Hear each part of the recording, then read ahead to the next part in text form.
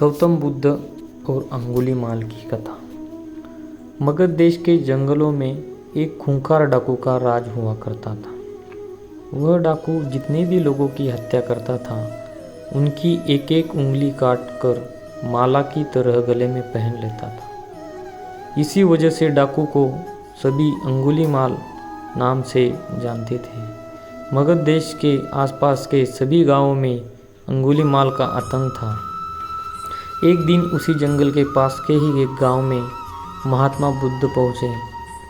साधु के रूप में उन्हें देखकर हर किसी ने उनका अच्छी तरह से स्वागत किया।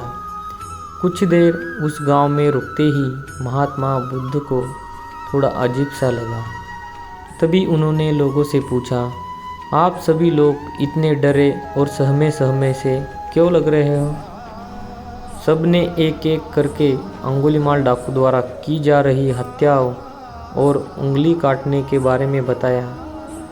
सभी दुखी होकर बोले कि जो भी उस जंगल की तरफ जाता है उसे पकड़कर वो डाकू मार देता है।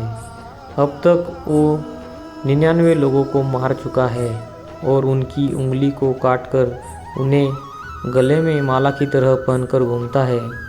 अंगुलीमाल के आतंक की वजह से हर कोई अब उस जंगल के पास से गुजरने से डरता है। इन सभी बातों को सुनने के बाद भगवान बुद्ध ने उसी जंगल के पास जाने का फैसला ले लिया। जैसे ही भगवान बुद्ध जंगल की ओर जाने लगे तो लोगों ने कहा कि वहाँ जाना खतरनाक हो सकता है, वो डाकू किसी को भी नहीं छोड़ता। आप बिना जंगल गए ही हमें किसी तरह से डाकू से छुटकारा दिला दीजिए।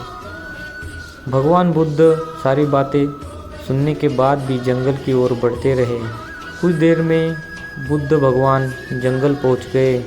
जंगल में महात्मा के भेष में एक अकेले व्यक्ति को देखकर अंगुलीमाल को बड़ी हैरानी हुई। उसने सोचा कि इस जंगल में लोग आने से पहले कई बार सोचते हैं, आ भी जाते हैं तो अकेले नहीं आते और डरे हुए होते हैं। ये महात्मा तो बिना किसी डर के अकेले ही जंगल में घूम रहा है। अंगुलीमाल के मन में हुआ कि अभी इसे ही भी ख़त्म करके इसकी उंगली काट लेता हूँ। तभी अंगुलीमाल ने कहा, अरे आगे की ओर बढ़ते हुए कहाँ जा रहे हैं? ठहर भी जा। अब भगवान बुद्ध ने उसकी बातों को अनसुना कर दिया। फिर गुस्से में डाकू बोला, मैंने कहा रुक जाओ। तब भगवान ने उसे पलट कर देखा कि लंबा चौड़ा बड़ी बड़ी आँख वाला आदमी जिसके गले में उंगलियों की माला थी वो उन्हें घूर रहा था। उसकी तरफ देखने के बाद बुद्ध दोबारा से चलने लगे। गुस्से में तमतमाते हुए अंगुलीमाल डाकू उनके पीछे अपनी तलवार लेकर दौड़ने लगा। डाकू जितना भी दौड़ता लेकिन उन्हें पकड़ नहीं पाता। दौड़ दौड़ कर वह थक गया। उसने दोबारा कहा, रुक जाओ वरना मैं तुम्हें मार दूंगा और तुम्हारी उंगली काट कर मैं 100 लोगों को मारने में की अपनी प्रतिज्ञा को पूरी कर लूँगा। भगवान बुद्ध बोले, तुम अपने आप को बहुत शक्तिशाली समझते हो ना, तो पेड़ से कुछ पत्तियाँ और टहनियाँ तोड़कर ले आओ। अंगुलीमाल उनका साहस देखकर सोचा कि जैसा ये कह रहा है कर ही लेता हूँ। थोड़ी देर में पत्तियाँ और टहनियाँ तोड़कर ले आया और कहा, ले आया मैं इन्हें। फिर बुद्ध जी कहने लगे, अब इन्हें दोबारा पेड़ से जोड़ दो। यह सुनकर अंगुलीमाल बोला, तुम कैसे महात्मा हो? तुम्हें नहीं पता कि तोड़ी हुई चीज़ दोबारा नहीं जोड़ सकते?